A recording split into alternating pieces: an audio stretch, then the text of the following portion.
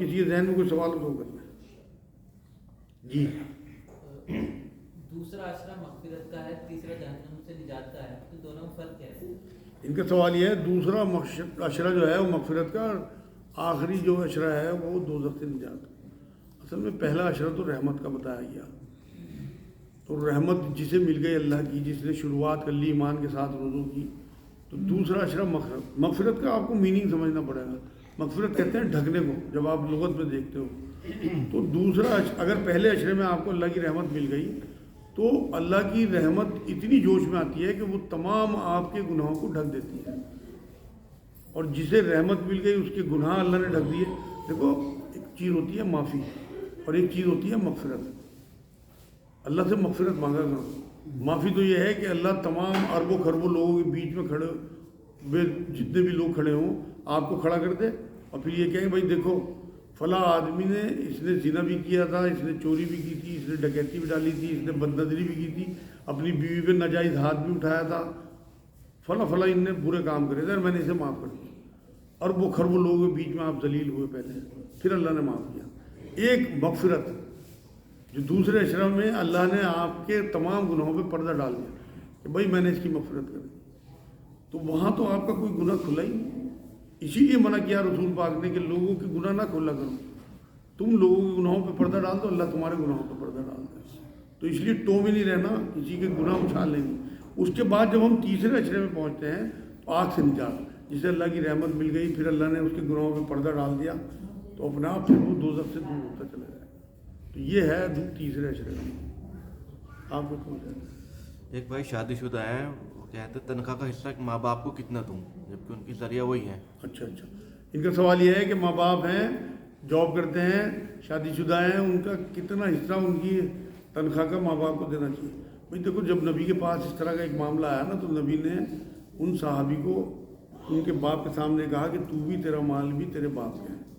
اگر اس کے ماں باپ واقعی شریف ہیں اور اس طرح کے لوگ ہیں کہ پڑھے لکھے لوگ ہیں، اسے یقین ہے کہ انہیں میرے بیوی بچوں کا بھی خیال ہے، تو اسے میرے حساب سے تو جا کے پوری تنخواہ اپنے باپ کے ہاتھ میں رکھ دینی چاہیے کہ ابا حضور آپ نے گھر چلانا ہے، جو میری ضرورت کے پیسے وہ مجھے دے دیں، جو آپ کی ضرورت کے گھر میں جو سامان آنا ہو وہ سب آپ، مطلب اسے باپ ماننے، سربراہ ماننے. لیکن اگر کوئی واقعی باپ جاہل ہے، اسے پتہ لگا میں نے اسے پیسے دیے، شراب میں اڑائے گا، جوئے میں اڑائے گا، پھر احتیاط کرنی چاہیے. ان کی نان نفقے کا جو خرچ ہے وہ اللہ نے آپ کے اوپر ڈالا، پھر آپ انہیں اس کے حساب سے پیسے دیں کہ اتنا کہ وہ حرام کام میں پیسے نہ لگا سکے. تو یہ تو سچویشن کے حساب سے فیصلہ ہوگا. جی اللہ تعالیٰ ایک ہے، جو اللہ احد میں کہا، لیکن وہ قرآن ہی میں کئی جگہ اپنے آپ کو ہم بھی استعمال کرتا ہے. تو بڑا اچھا سوال ہے بھائی، بڑا علمی سوال ہے ان کا. انہوں نے یہ پوچھا ہے کہ اللہ جب اپنے آپ کو کہتا ہے کہ میں یکتا ہوں، اکیلا ہوں، تو پھر وہ اپنے لیے ہم کا صیغہ بھی استعمال کرتا ہے. قرآن کی آیت بہت سنی ہوگی آپ نے کہ ہم نے اسے نازل کیا قرآن کو، ہم ہی اس کی حفاظت کریں گے، بہت مشہور آیت ہے. اسی طرح کئی جگہ اللہ نے اپنے آپ کو ہم کہا. یہ اس کی شہنشائیت کا مظہر ہے، اپنی بڑائی بیان کرنے کا. جیسے آپ نے دیکھا ہوگا بہت سارے لوگ، بہت ساری ایسی برادریاں ہیں یا علاقے ہیں جن میں لوگ اپنے آپ کو میں کی جگہ ہم کہتے ہیں. آپ لکھنؤ چلے جاؤ، بریلی، ہردوئی وغیرہ، کانپور وغیرہ، وہاں آپ کو میں کہنے والا نہیں ملے گا، وہ اپنے آپ کو ہم کہتے ہیں. یہاں بھی میں نے بہت ساری برادری ایسی دیکھی ہیں جو اپنے آپ کو ہم کہتی ہیں، مطلب اپنی بڑائی بیان کرنا ہے. تو اللہ تو بڑوں کا بڑا ہے، تو وہ اگر اپنے آپ کو ہم کہہ دیتا ہے تو اس کا مطلب وہ اپنی شہنشائیت، ویسے تو وہ جو اس نے اپنے آپ کو ہم کہا ہے تو وہ اکیلا ہی، لیکن وہاں اپنی شمشائیت، وہ جو شہنشائیت ہے وہ بیان کرنا ہے. آپ کو یہ حدیث میں آیا کہ رمضان میں ہر چیز کا جو ثواب ہے وہ 70 گنا ہو جاتا ہے. تو آج 1400 سال پہلے بھی 70 گنا تھا، آج بھی، تو آج تو 100، 150، 200 گنا ہونا چاہیے.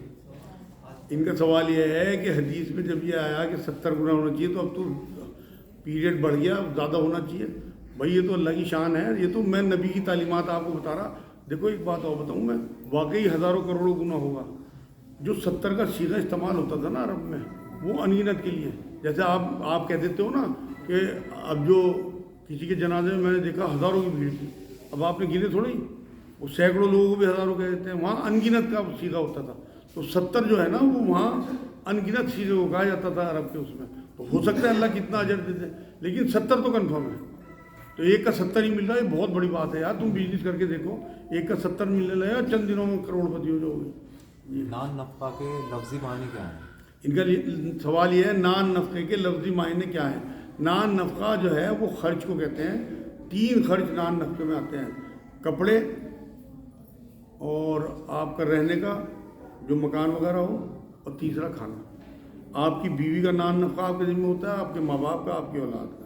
उसके बाद जो आप चीज़ें उनकी लग्जरी के लिए करते हो वो आपकी अपनी मर्ज़ी के ऊपर है।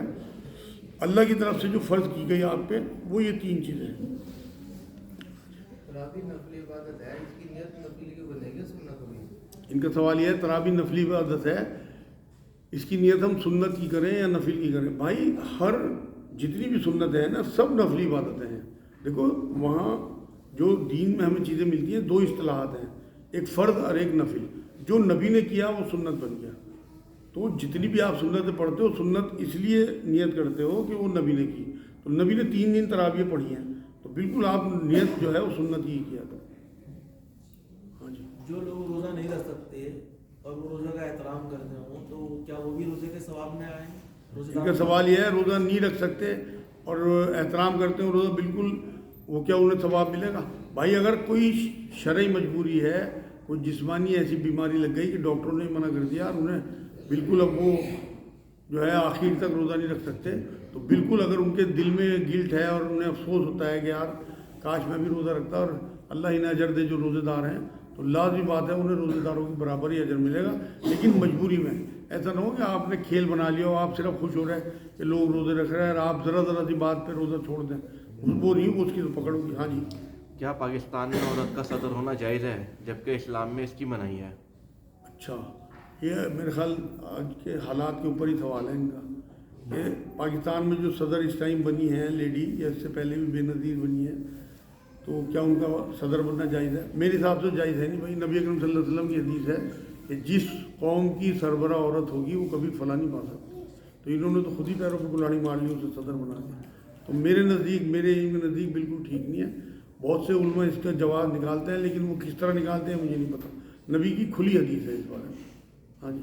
गैर मुस्लिम लोग अक्सर सवाल करते हैं कि एक पत्ता भी अल्लाह की मर्जी के बिना नहीं हिलता, तो वो बोलते हैं कि ऐसे में इंसान अच्छे कर्म करे या बुरे कर्म करे तो उसका बवाल इंसान के ऊपर क्यों है?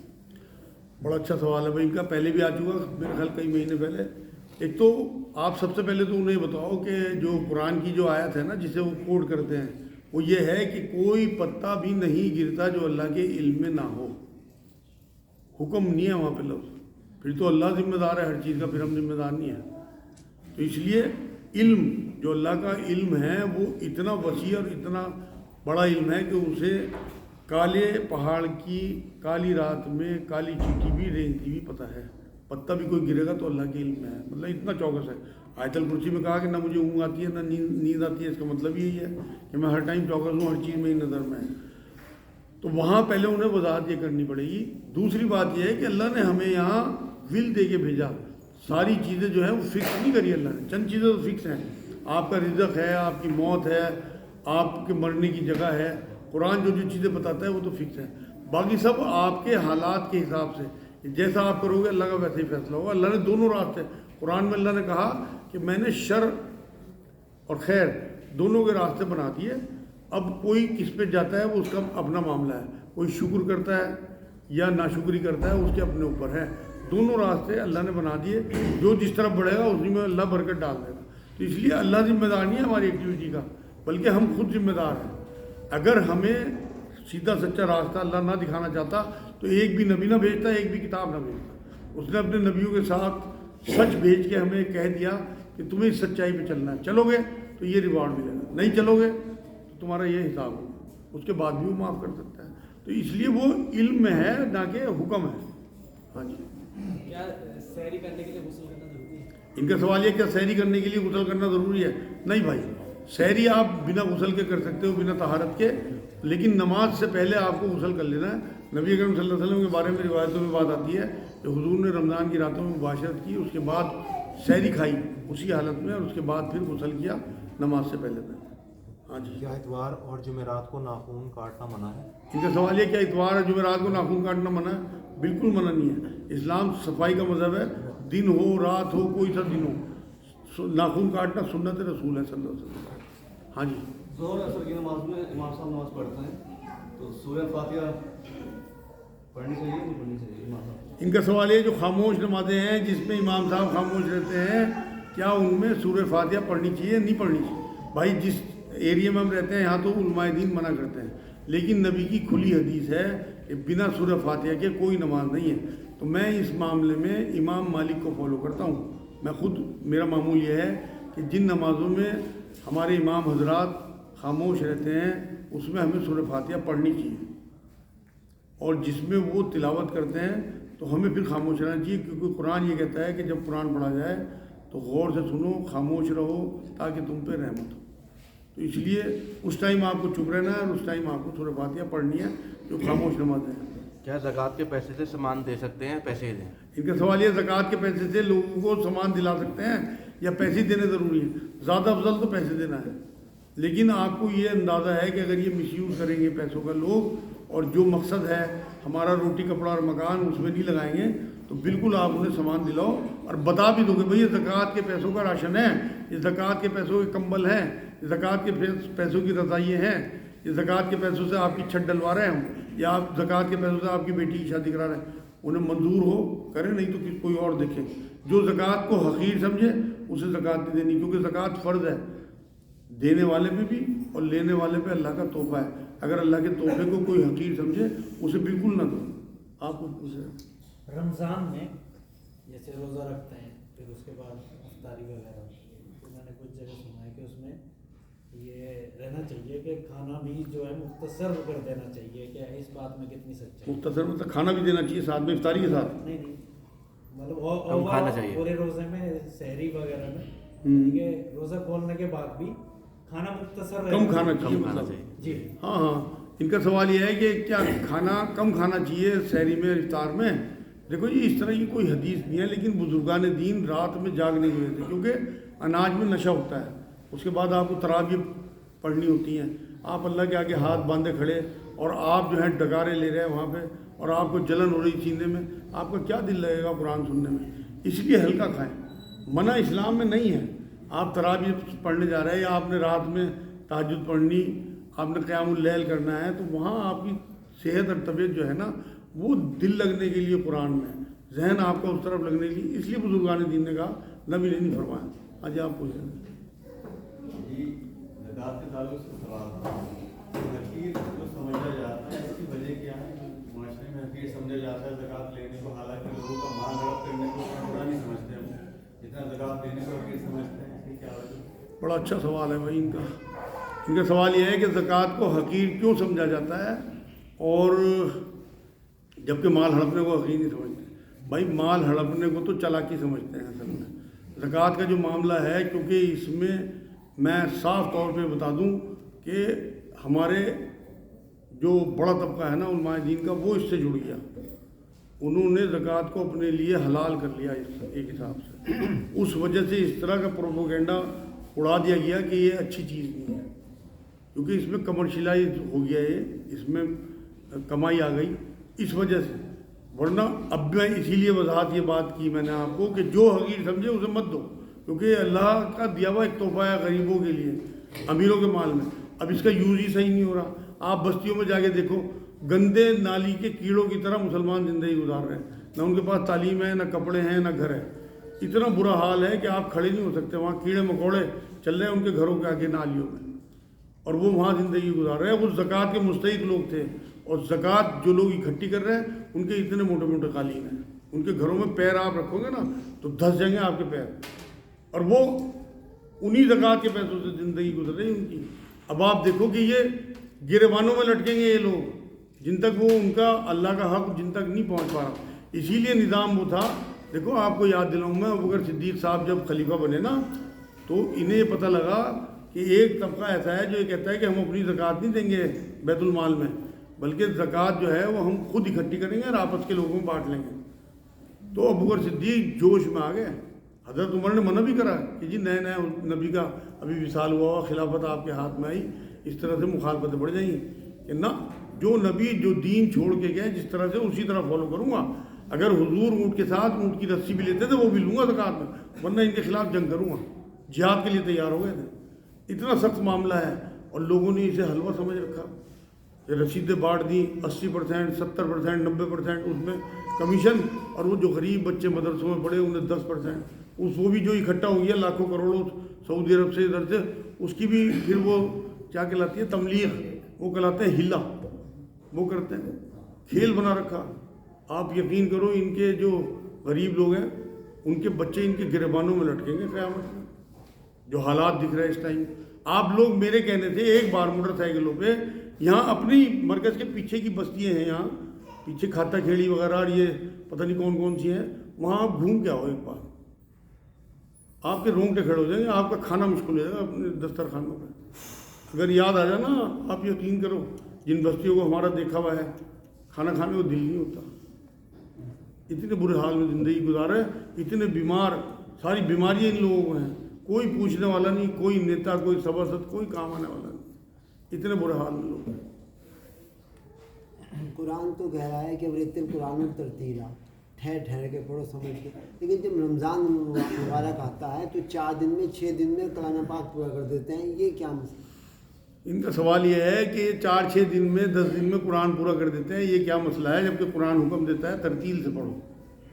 بھائی یہ بھی اس میں بھی کمرشل ہو گئے لوگ، اصل میں قرآن پڑھنے کے پیسے طے ہوتے ہیں اور لوگ جو ہیں وہ کئی جگہ قرآن ختم کرتے ہیں اور پھر پیسے لیے جاتے ہیں، اور نبی آج یہ آیت آئی، نبیوں سے ہر جگہ اللہ نے ایک میرے خیال میں 25-26 رسولوں کا ذکر ہے اس میں قرآن میں، ہر ایک کے قصے کے ساتھ اللہ نے یہ کہا کہ ان سے کہہ دے اے نبی کہ مجھے تم سے کوئی معاوضہ نہیں چاہیے، اور یہ قرآن سنانے کا معاوضہ لے رہے ہیں، طے کرتے ہیں، کوئی اپنی خوشی سے دے کوئی حرج نہیں ہے، لیکن طے کر کے لینا اور اس طرح سے قرآن کی بے حرمتی کرنا، اور عالمونہ تعلمونہ کے علاوہ کچھ سمجھ میں نہ آیا آپ کی، سننے والے بھی گناہ گار ہیں، یہ میں بہت رسوخ سے بات کہہ رہا۔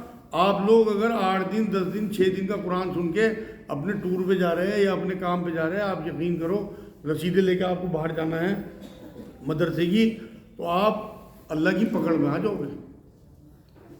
نفل عبادت ہے، تراویح نہ پڑھو، بہت ثواب ہے، اگر آپ اس طرح پڑھو گے اس سے بہت بہتر ہے نہ پڑھو، چھوڑ دو تراویح پڑھنا، لیکن اگر پڑھو تو 27 دن یا 29، اس سے کم میں نہ پڑھنا۔ کسی دن چھٹی ہو جائے، کسی دن آپ کی طبیعت خراب ہے، کوئی کام ہے آپ کو، وہاں چلے جاؤ، لیکن کم سے کم تراویح جو ہے پڑھو طریقے سے۔ اگر آپ کو واقعی قرآن سننا ہے نا تو آپ بالکل چپ چاپ وہ ڈھٹا سا باندھ کے اہل حدیث کی مسجد میں چلے جانا، پیر والی گلی میں 8 رکعت ہوتی ہیں، ایسی سکون کی تراویح ہیں کہ آپ یقین کرو اس شہر والوں کے لیے نعمت ہے۔ ایک اور مسجد آپ کو بتاتا ہوں، اس میں 20 تراویح ہوتی ہیں، یہاں انگورو اس میں شیشے والی مسجد ہے، اس میں چوکی سرائے میں، کیا تلاوت ہے اس بندے کی، ایک لفظ آپ کے کانوں میں پڑے، تو ڈھونڈ لو ایسی مسجدیں، شہر میں اور بھی ہوں گی۔ ایک میرے بھائی ہیں، انہوں نے مجھے پچھلے سال وہاں بلایا تھا، پیر والی گلی میں ایک مسجد ہے، اس کا نام وہ ابھی یہی موجود ہے، وہ بتا دیں گے۔ تو اس طرح کی مسجدوں کو آپ تلاش کر لو اور وہاں تراویح سنو، چاہے آپ 10 دن سنو، اللہ کا کلام ہے، آپ چاہے 10 دن کے لیے آپ کو ٹور پہ جانا، بیچ میں چھوڑ کے چلو، کوئی سنت نہیں ہے پورا قرآن سننا، کوئی سنت نہیں ہے 30 دن تراویح سننا، نتھنگ، کوئی ثابت کر دے آپ یقین کرو اس کے ٹانگ تلے نکل جاؤں گا، کوئی ثابت کر دے اس بات کو کہ سنت ہے، بس اپنے آپ ہی اڑا رکھی سنت موقعہ، بس وہ کچھ کتابوں میں لکھ مارا کہ سنت موقعہ ہے، یہ الگ سنت ہے، یہ الگ سنت ہے، ثابت کر نہیں سکتے، ایک بھی روایت نہیں ہے۔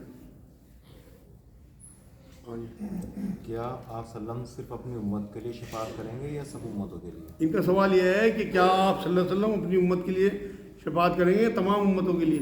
بھائی حضور سب سے پہلے شفاعت کریں گے اپنی امت کی، اس کے بعد بخاری شریف کی جو روایت ہے نا شفاعت والی، اس میں لکھا ہوا ہے کہ اس کے بعد پھر اور نبی اور بزرگان دین اپنے اپنی امتوں کی، اپنے اپنے لوگوں کی، اپنے اپنے فالوورز کی شفاعت کریں گے۔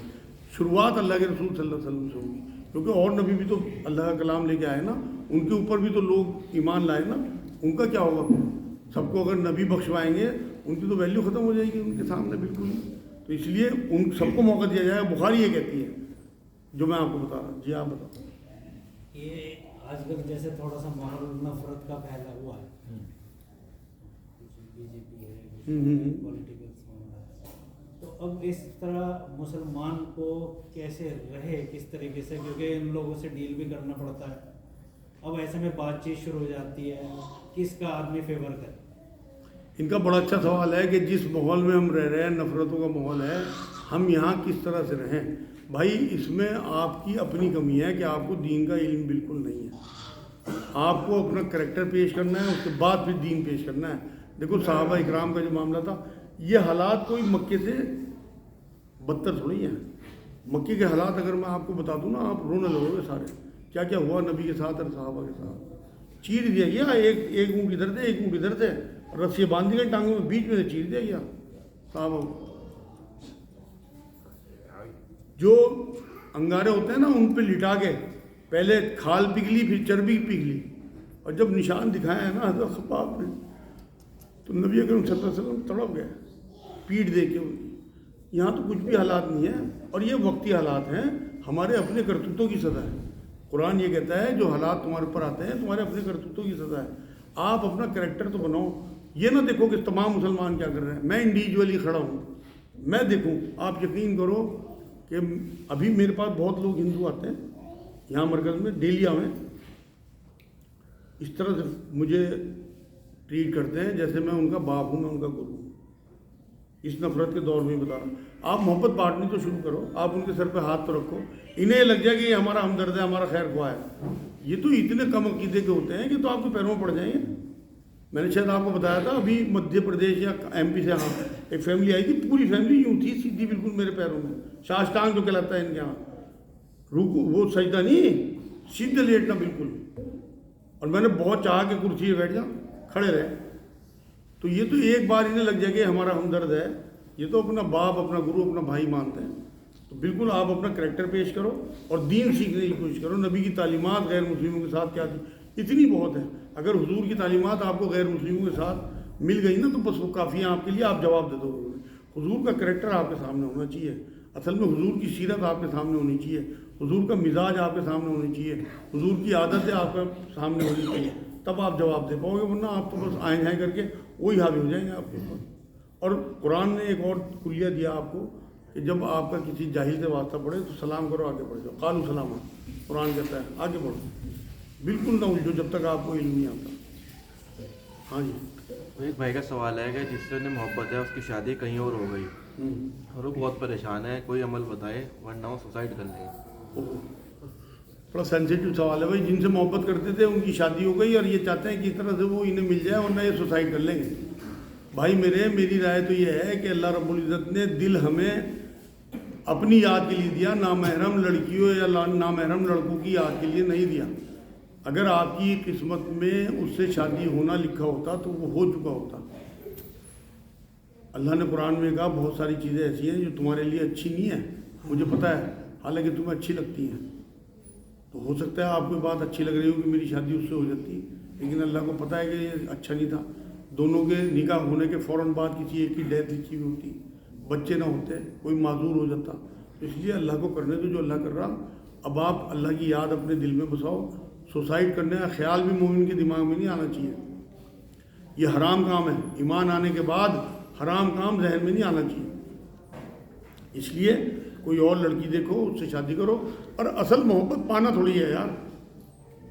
اصل محبت یہ ہے کہ آپ اس کے لیے دعائیں کرو کہ اللہ وہ اپنی سسرال میں خوش رہے، وہاں فلا پائے، اس کے بچے ہوں، وہ ترقی کریں، وہ اس کی خوشیت دیکھیں. یہ ہے آپ کی محبت. یہ کوئی محبت تھوڑی ہے کہ میں کسی طرح اسے پالوں ورنہ میں سوسائڈ کر لوں گا. یہ تو بیکار کا جملہ ہے. اور اگر آپ نے سوسائڈ کر لیا تو خودکشی کے بارے میں نبی کی حدیث ہے، جو جس طرح سے اپنے آپ کو ختم کرے گا قیامت تک روز اسے اسی طرح مارا جاتا رہے گا. تو میرے بھائی سوچ سمجھ کے، جس ماں نے پیٹ میں آپ کو 9 مہینے رکھا، آپ کی ڈیتھ کے بعد وہ ختم ہو جائے گی بالکل. ہو سکتا ہے آپ کے ساتھ ہی دم توڑ دیں. آپ بتاؤ. قرآن کی طرف پیٹ کر کے بیٹھنا ٹھیک ہے. سوال یہ قرآن کی طرف پیٹ کر کے بیٹھنا جائز ہے؟ بالکل جائز ہے، کوئی منع نہیں ہے. نہ نبی نے فرمایا نہ قرآن کی کوئی آیت ہے. آپ بتاؤ. جیسے کہ نمازی انفرادی نماز پڑھتا ہے، ثنا کے بعد میں بسم اللہ کو پڑھنا اس کے لیے. ان کا سوال یہ ہے کہ اگر انفرادی نماز پڑھ لے تو ثنا کے بعد اعوذ باللہ من الشیطان اور بسم اللہ پڑھنا بالکل بھائی پڑھنا ہی چاہیے. دیکھو قرآن یہ کہتا ہے کہ جب تم قرآن کی شروعات کرو تو اعوذ باللہ من الشیطان الرجیم سے کرو. قرآن کی آیت ہے, ٹھیک. اور ہر صورت کے ساتھ اللہ نے بسم اللہ شریف اتاری, صرف ایک صورت توبہ کے علاوہ. آپ نے سنی ہوگی یہ بات, 114 صورتیں اتری, 113 کے ساتھ بسم اللہ آئی. تو اس لیے جب ہر صورت کے ساتھ اللہ نے بسم اللہ اتاری اور حکم دیا کہ جب قرآن شروع کرو تو اعوذ باللہ من الشیطان الرجیم سے کرو, تو آپ کو بالکل ثنا کے فوراً بعد اعوذ باللہ من الشیطان الرجیم پڑھنی, کیونکہ آپ قرآن کا ایک حصہ سورہ فاتحہ پڑھنے والے ہو, اور سورہ فاتحہ سے پہلے بھی بسم اللہ اللہ نے اتاری. تو اعوذ باللہ من الشیطان الرجیم پھر بسم اللہ الرحمن الرحیم, یہ آپ کے لیے ضروری ہے. میرے گھر والے نماز نہیں پڑھتے, مجھے ڈر لگتا ہے. میرے گھر والے نماز نہیں پڑھتے, مجھے ڈر لگتا ہے کہ بے نمازی بھی جنت میں جائیں گے. بڑا اچھا سوال ہے بھائی ان کا سوال یہ ہے کہ کیا بے نمازی بھی جنت میں جائیں گے. میرے گھر والے نماز نہیں پڑھتے, مجھے ڈر لگتا ہے کہ کہیں یہ دوزخ میں نہ چلے جائیں. بھائی بہت بڑا گناہ ہے نماز چھوڑنا, اور یہ بالکل آپ کا جائز ڈر ہے. اللہ آپ کو ایسے ہی رکھے, اور آپ اپنے گھر والوں کے لیے دعا کریں, کیونکہ قرآن کی ایک آیت یہ ہے کہ جب جنتی جو ہیں وہ جنت میں جاتے ہوں گے, راستے میں دوزخیوں پہ ان پہ نظر پڑے گی, تو وہ ان سے پوچھیں گے کہ تم دوزخ میں کیسے آ گئے, تو وہ پلٹ کے یہ کہیں گے کہ ہم نماز نہیں پڑھتے تھے. ویسے تو 3-4 باتیں کہیں گے, اس میں ایک لفظ یہ بھی ہے, ایک جملہ یہ بھی ہے کہ ہم نماز نہیں پڑھتے تھے. تو اس لیے نماز ایمان میں اور کفر میں فرق کرنے والی چیز نبی نے بتایا, تو اس لیے نماز پڑھیں. لیکن یہ کوئی نہیں کہہ سکتا کہ بے نمازی جنت میں نہیں جائیں گے, کیونکہ قرآن ہی کی ایک آیت یہ ہے کہ اللہ رب العزت نے فرمایا کہ میں شرک کے علاوہ تمام گناہ معاف کر سکتا ہوں. یہ نہیں کہا کر دوں گا, مرضی کے اوپر ہے, قادر مطلق ہے, چاہے کرے چاہے نہ کرے. تو ہو سکتا ہے آپ کا کوئی ادا اسے ایسی پسند آ جائے, کیونکہ ایک حدیث یہ بھی ہے کہ جو سخی ہوگا اگر وہ گناہ گار بھی ہوگا تو وہ اللہ کے قریب ہوگا, کوئی کنجوس ہوگا وہ عبادت گزار بھی ہوگا تو اللہ سے دور ہوگا. میں نے شاید سنائی تھی آپ کو, پوری حدیث اس طرح سے ہے جو سخی ہے وہ بندوں کے قریب ہوتا ہے, اللہ کے قریب ہوتا ہے, جنت کے قریب ہوتا ہے. اور جو موذی ہے نا, وہ کنجوس, چاہے وہ کتنا عبادت گزار ہو, وہ لوگوں سے دور ہوتا ہے, اللہ سے دور ہوتا ہے, اور دوزخ کے قریب ہوتا ہے. یہ حدیث ہے. تو اس لیے یہ نہیں کہہ سکتا کوئی کہ بے نمازی جنت, ہو سکتا ہے اسے توبہ کی توفیق مل جائے اور وہ کوئی ایسا سجدہ کر دے کہ نشانی اس کا سجدے کا زمین پہ آ جائے اور وہیں فارغ ہو جائے. ہاں جی, میں یہ کہتا تھا یہ فرض نماز میں امام صاحب کے ساتھ جو ہے ثنا کہاں تک پڑھنی ہے؟ ان کا سوال یہ ہے فرض نماز میں امام صاحب کے ساتھ ثنا کہاں تک پڑھنی ہے. بھائی ثنا تو شروع میں پڑھی جائے گی نا آپ کی, سب سے پہلے ثنا پڑھنی ہے. اگر امام صاحب نیت باندھ چکے اور آپ کو آنے میں دیر ہو گئی پھر تو ثنا آپ کی گئی. اس ٹائم پیریڈ میں آپ کو ثنا پڑھنی ہے جس ٹائم پیریڈ میں امام صاحب ثنا پڑھ رہے ہیں. اگر انہوں نے نماز شروع کر دی تو آپ کی ثنا گئی, پھر انہی کی ثنا آپ کی ثنا مانی جائے گی. نہیں, میں تکبیر اولیٰ میں شامل ہو رہا مانتا ہوں. ہاں, تو بتاتے ہیں کہ آپ اگر پیشمان کے بچے ہیں تو آپ کو جو ہے ولالا قاعدے تک آپ کو پڑھنی ہے. نہیں پوری پڑھنی ہے, کہ اس میں آپ نے اعوذ باللہ من الشیطان بسم اللہ نہیں پڑھنی. آپ نے ثنا پڑھی, اس کے بعد اعوذ باللہ من الشیطان الرجیم بسم اللہ الرحمن الرحیم وہ پڑھیں گے, کیونکہ وہ قرآن پڑھ رہے ہیں امام صاحب. انہوں نے انڈیویجول نماز کی پوچھی تھی میرے سے. ولالا قاعدے تک بتاتے ہیں کہ فرض آپ اگر پیشمان کے پیچھے غیر رضا کی پڑھنی ہے آپ کو, باقی امام کے پیچھے ہو نا, باقی تو وہ پڑھ رہے ہیں, آپ قرآن تو نہیں پڑھ رہے ہیں, تو آپ کے اوپر نہ اعوذ باللہ من الشیطان الرجیم ہے نہ بسم اللہ. آپ بتاؤ. سوال یہ تھا, اگر کسی کے پاس دین کی دعوت نہ پہنچی تو کیا اس کا حساب ہوگا؟ بڑا اچھا سوال ہے ان کا کہ بھائی کسی پہ دین کی دعوت نہیں پہنچی تو کیا اس کا حساب کتاب بھی ہوگا. بھائی حساب تو سب کا ہونا ہے, اور یہ اللہ دیکھے گا کہ دین کی دعوت اس تک پہنچی یا نہیں پہنچی. آپ کو کوئی مطلب نہیں, آپ تک دعوت پہنچ گئی, آپ فالو کرو دین کو. اور یہ دور ایسا ہے کہ اس ٹائم سیٹلائٹ کا دور ہے, میڈیا کا دور ہے, سب تک دعوت پہنچ رہی. پھر بھی اس کے بعد بھی اگر دعوت نہ پہنچی تو میں نے ایک روایت یہ پڑھی تھی کہ اللہ وہاں بھی ان لوگوں کو اکٹھا کرے گا آخرت میں, اور پھر نبی کو کسی کو بھیجے گا, وہ انہیں دین کی دعوت دے گا. جتنے لوگوں کی قسمت میں دین ہوگا وہ ایکسیپٹ کر لیں گے, اور جو انکار کر دیں گے وہ دوزخی, اور جو ایکسیپٹ کر لیں گے وہ جنتی. آخر میں بھی یہ ہوگا, بالکل آخر میں جا کے. ہاں جی, کیا اب جیسے معاشرے میں غیر مسلم بھی ہیں, اب ہماری اس میں پکڑ آئے گی کہ دین کی دعوت انہیں بھی دینا ضروری ہے؟ ان کا سوال یہ ہے کہ معاشرے میں غیر مسلم ہے, کیا ہماری پکڑ آئے گی؟ بالکل پکڑ آئے گی بھائی. نبی نے آخری خطبے میں آپ کے اوپر ذمہ داری ڈالی, اس لیے آپ دین کا علم سیکھیں, انہیں دین بتائیں. اگر نہیں کچھ بھی کر سکتے تو آپ ہندی کا قرآن انہیں گفٹ کر دیں ایک مٹھائی کے ڈبے کے ساتھ کہ میرے بیٹا ہوا, یا میری امی کی طبیعت ٹھیک ہوئی, یا میری بیوی کا برتھ ڈے ہے, کسی بھی بہانے سے, تو آپ انہیں قرآن گفٹ کر دیں. قرآن کے بارے میں میں نے پچھلے ہفتے بھی اعلان کیا تھا کہ یہاں فری آف کاسٹ روحانی مرکز میں قرآن ملتے ہیں، ہندی انگلش، اردو کے ختم ہو رہا ہے، اردو کو بھی آ جائیں گے، لیکن اردو کی ضرورت نہیں ہوتی دائی کو، انہیں انگلش اور ہندی کے چاہیے، سینکڑوں کی تعداد میں الحمدللہ ہیں فری آف کاسٹ۔ آپ ان کی لسٹ دو ہمیں، جنہیں آپ نے دینا ہے ان کے نمبر دو، یا تو ہم پہنچائیں گے یا ہم آپ کی ذمہ داری ڈال دیں گے کہ آپ خود پہنچائیں، آپ کے جاننے والے ہیں، کوئی پیسہ نہیں دینا، صرف یہاں عبداللہ بھائی سے ملیں یا ان سے کاشف بھائی سے اور قرآن لے لیں۔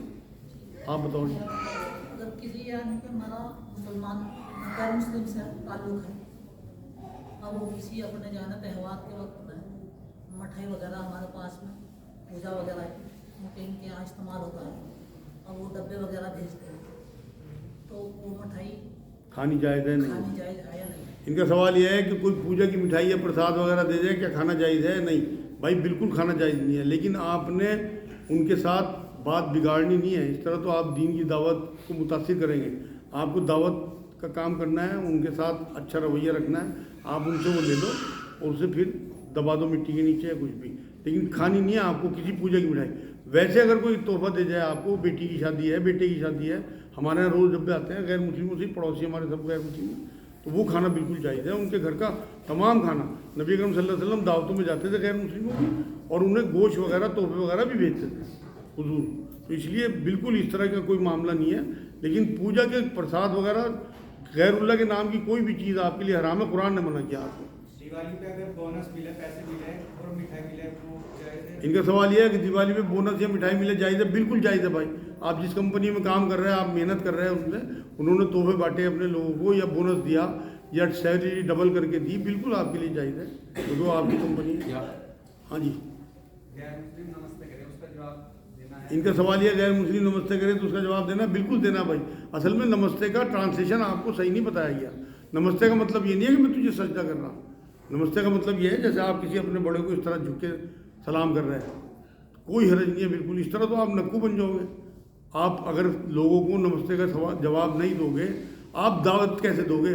مقصد یہ ہے میرا کہ اس امت کو قرآن یہ کہتا ہے سورہ آل عمران میں کہ ہم نے اسے ایک مقصد کے تحت پیدا کیا کہ یہ برائی کی تلقین کرے اور اچھائی کی تلقین کرے، برائی سے منع کرے، ٹھیک ہے؟ بہترین امت بتایا اسے۔ تو آپ بہترین امت تب بنیں گے جب آپ اس فریضے کو انجام دیں گے، اور اس فریضے کو انجام دینے کے لیے آپ کو مسلکوں سے اور اس طرح دین کی چھوٹی چھوٹی باتوں سے اوپر اٹھنا پڑے گا۔ ہاں جی، ایک کر کے یار آپ بتاؤ۔ کیا وتر عشاء کی نماز کے ساتھ پڑھنا ضروری ہے؟ ان کا سوال یہ ہے کیا وتر عشاء کی نماز کے ساتھ پڑھنا ضروری ہے؟ کوئی ضرور نہیں ہے بھائی، وتر بالکل الگ نماز ہے، ذہن کھول لیں آپ اپنا، عشاء سے اس کا کوئی مطلب نہیں ہے۔ عشاء کی نماز صرف 4 فرض ہیں اور حضور نے 2 سنتیں پڑھی بعد میں، اس کے بعد آپ جتنے مرضی نفل پڑھو، یا وتر آپ نبی کے 3 طریقے سے وتر پڑھنے کے، عشاء کے ساتھ بھی پڑھیں، بیچ رات میں بھی پڑھیں، آخری رات میں بھی پڑھیں، بالکل آخر میں فجر سے تھوڑا پہلے، تو آپ جون سا طریقہ استعمال کرو گے وہ سنت ہے۔ آپ کچھ پوچھ رہے تھے؟ زوال کا وقت کیا ہے اور اس وقت قرآن شریف پڑھنا کیسا ہے؟ ان کا سوال یہ زوال کا وقت کیا ہے اور اس پہ قرآن شریف پڑھنا اس ٹائم کیسا ہے؟ بھائی زوال کا وقت چینج ہوتا رہتا ہے، آج کل 12:30 کے قریب آ رہا ہے کیونکہ دھوپ بڑھتی جا رہی نا، لیکن اس ٹائم قرآن پڑھنے میں کوئی منائی نہیں ہے، سجدہ کرنے کی منائی ہے۔ اس کے پیچھے بھی ایک لاجک ہے کہ ایک قوم جو ہے وہ سورج کی پرستش کرتی تھی، تو نبی نے منع فرمایا کہ لوگوں کو یہ نہیں لگنا چاہیے کہ اللہ کے ماننے والے جو ہیں وہ سجدہ کر رہے ہیں، ایسا انہیں گمان نہ ہو کہ سورج کو سجدہ کر رہے ہیں۔ سجدہ صاحب کی آیت آ گئی، سجدہ صاحب کی آیت آ گئی، ہاں تو پھر وہ سجدہ بات نہیں کرتے۔ ان کا سوال یہ سجدہ سو کی آیت ہے تو بعد میں کریں، احتیاطاً بعد میں ہی کرنا چاہیے۔ آپ کیا پوچھ رہے ہیں؟ ایک پوچھ رہا جی، یہاں مجلس میں سننے سے سمجھ میں آئی بات کہ جو انسان غلطی کرتا ہے اس کا بوجھ اس پر پڑتا ہے، اور اللہ کا تو حکم نہیں ہے، اللہ کا تو علم ہے وہ جو بتا دی، تو اب بندہ جو اس کے احساس کمتری میں ڈوب رہا اور اتنا ڈپریشن میں چلے جاتا ہے، تو اس سے ابھرنے کا اصل میں ان کا سوال یہ ہے کہ گناہ ہونے کے بعد جو ہے اندر اندر جو گلٹی ہوتی ہے اس میں ڈپریشن میں چلا جائے آدمی، تو اس کا کیا حال ہے؟ بھائی یہ ایمان کی کمزوری ہے۔ دیکھو اللہ نے ایک چیز دی ہمیں، توبہ، جو ایمان کا حصہ ہے۔ آپ کو یہ یقین ہونا چاہیے کہ میرا مالک ہے، میرا خالق ہے، اس سے میں توبہ کروں گا، وہ اسے قبول کرے گا، وہ معاف بھی کر سکتا ہے۔ اور قرآن میں سورہ زمر میں اللہ نے یہ فرمایا کہ اے میرے نبی اپنے उम्मतियों यानी मेरे बंदों से बात कहते कि जो अपने ऊपर बहुत जुल्म कर बैठे वो मेरी रहमत से मायूस है। जो डिप्रेशन में जा रहा है वो मायूस है, और मायूस इबलीस है। शैतान मायूसी तो बहुत अल्लाह की रहमत से, इसीलिए तो इबलीस बना दिया। तो जो मायूस हो गया वो अल्लाह की रहमत से निकल गया, वो फिर डिप्रेशन में चला गया। इसलिए तौबा जो है वो आपसे गुनाह हुआ 70 बार भी, अगर हदीस में है कि 70 बार भी गुनाह हो, बार बार जानबूझ के ना करे, दिल से तौबा करी, फिर वही गुनाह हो गया तो फिर अल्लाह से तौबा करे, इंशाअल्लाह अल्लाह माफ़ कर देगा। तो इसमें लोग जो है कुछ आदमी जो नए ये अपनी बर्तरी का इजहार दूसरे पकड़े, ये नहीं कि अपनी खैर भाई का इजहार करें, क्या जी वो खुरूज भी करना पड़ेगा जब तौबा इल्ला मन ताबा व अमिला सालिहन। तो ये इन आयत से इस्तदलाल करके हम तो ये कहें कि अल्लाह तौबा कबूल करता है, लेकिन उन्होंने कि खुरूज भी करना पड़ेगा। अल्लाह तौबा, इनका सवाल ये लोग कुछ अपनी तरफ से भी कि खुरूज भी करना पड़ेगा, मतलब ईमान से निकल गया फिर उसके ईमान की तजदीद करो, ये बेकार की बातें हैं। ना नबी ने ये काम कराया और ना बड़े बड़े गुनाह सहाबा इकराम से हुए, बड़े बड़े गुनाह। नबी अकरम सल्लल्लाहु अलैहि वसल्लम की बारगाह में आए और कन्फेशन किया। बहुत से को तो अल्लाह के रसूल ने कहा चल तेरी माफ़ी हो गई, तूने हमारे साथ नमाज़ पढ़ ली, ज़ोहर पढ़ ली, असर पढ़ ली, माफ़ हो गया। सिर्फ नमाज़ पढ़ने से हुजूर के साथ आपने जमात की नमाज़ पढ़ी, आपके गुनाह माफ़ हो गए। आप यकीन करें अल्लाह 70 मौत से ज़्यादा रहमत वाला है और मोहब्बत करने वाला है। वो अल्लाह ही कहा जो माफ़ ना कर सके, ऐसे अल्लाह को तो हम नहीं मानते। हम तो उस अल्लाह को मानते हैं जो हमें माफ़ करे। भाई अल्लाह ने कहा कि अगर तुम गुनाह नहीं करोगे और तौबा नहीं करोगे तो मैं तुम्हें ख़त्म कर दूंगा, और तुम्हारे बदले फिर ऐसी एक कौम लाऊंगा जो गुनाह करती होगी और मेरे आगे गिड़गिड़ाती होगी। अल्लाह को तो हमारा गिड़गिड़ाना, हमारी तौबा पसंद है। ये मैं तुम्हें हदीस बता रहा, हदीस कुदसी है कि अल्लाह ने बात फरमाई, अगर तुमने गुनाह ना बंद कर दिए, तुम नेक बन गए इतने ज़्यादा कि अपने आप को नेक समझने लगे, तो मैं तुम्हें ख़त्म कर दूंगा और उसके बदले में फिर ऐसी कौम लाऊंगा कि जो गुनाह करेगी और मेरे आगे गिड़गिड़ाएगी, तौबा करेगी। सहारनपुर में लकड़ी का काम और हौजरी का काम बहुत ज़्यादा है, लेकिन मैंने अक्सर दुकानों पे देखा है कि सभी ज़्यादातर मुस्लिम लोग ही लकड़ी काम कर रहे हैं, लेकिन मंदिर बना रहे हैं, मूर्तियाँ बना रहे हैं और हौजरी काम में फ़ोटो बना रहे हैं या फिर कुछ शिरकिया कलमात लिख के उसमें बना रहे हैं। तो इस मामले में क्या है? इनका सवाल ये है कि मुसलमान हौजरी वाले या लकड़ी वाले इस तरह की चीज़ें बना रहे हैं, वो शिरकिया चीज़ें हैं, क्या वो जायज़ है? बिल्कुल हराम है मेरे भाई। देखो एक असूल समझ लो, इस्लाम में ये असूल है जो जो चीज़ें हराम हैं उन चीज़ों की कमाई भी हराम है। जैसे शिर्क हराम है, इसी तरह से उसकी कमाई की सब तमाम तर चीज़ें वो हराम है। इसी तरह से बिल्कुल अगर कोई नाजायज़ कलमात इस्लाम में फौशी फैलाने वाली चीज़ें हराम हैं, तो अगर वो आप फैलाते हैं या उस तरह की टी शर्टें बनाते हैं तो वो हराम है। और आप यकीन करो अगर आपने अल्लाह के लिए काम छोड़ दिए ना तो अल्लाह ऐसे बेगुमान रास्तों से रोज़ी देगा कि आप तसव्वुर नहीं कर सकते। ये कुरान की आयत है सूरह तलाक की कि जो अल्लाह का तकवा इख्तियार करते हैं, अल्लाह से डरते हैं, अल्लाह उन्हें बेगुमान रास्तों से रोज़ी देते हैं। करके देख ले लोग। क्या अजान के वक्त पेशाब करने जा सकते हैं? इनका सवाल ये क्या अजान के वक्त पेशाब करने जा सकते हैं? बिल्कुल भाई। देखो अजान का जवाब देना सुन्नत है, लेकिन पेशाब रोकना आपके लिए नाजायज़ है। वो फ़र्ज़ है पेशाब करना, अपनी जान को हलाकत में ना डालो। आप अजान का जवाब नहीं दे सकते बाथरूम में, ये है बात। ठीक है भाई, आज मेरे ख्याल में ज़्यादा हो गया टाइम, और किसी का सवाल तो नहीं रह गया कुछ? अगर कोई इमाम साहब गुमराह हो तो क्या उनके पीछे नमाज हो जाएगी? इनका सवाल ये कोई इमाम साहब, आज का आखिरी सवाल है भाई, कोई इमाम साहब गुमराह हों क्या उनके पीछे नमाज हो जाएगी? बिल्कुल हो जाएगी भाई। देखो जब इनका मुहासरा किया ना हज़रत उस्मान रज़ी अल्लाह ताला अन्हु, तो इन्हीं के दुश्मन जब नमाज़ पढ़ा रहे थे कोई इमाम, तो लोगों ने इनसे पूछा कि हम उसके पीछे नमाज़ पढ़ लें? हाँ बिल्कुल नमाज़ पढ़ो, क्योंकि वो इमाम है। तो इसलिए बिल्कुल आपको अगर पता भी लग जाए ना कि गुमराह है इमाम, तो आप नमाज़ पढ़ लो। अगर आपको कराहियत आती है तो दूसरी मस्जिद देख लो। वमा अलैना इल्लल बलाग। अल्लाहुम्मा सल्ली अला सय्यदना मोहम्मद व अला आलि सय्यदना मोहम्मद बारिक वसल्लम। अल्लाह तो हमारे गुनाहों को माफ़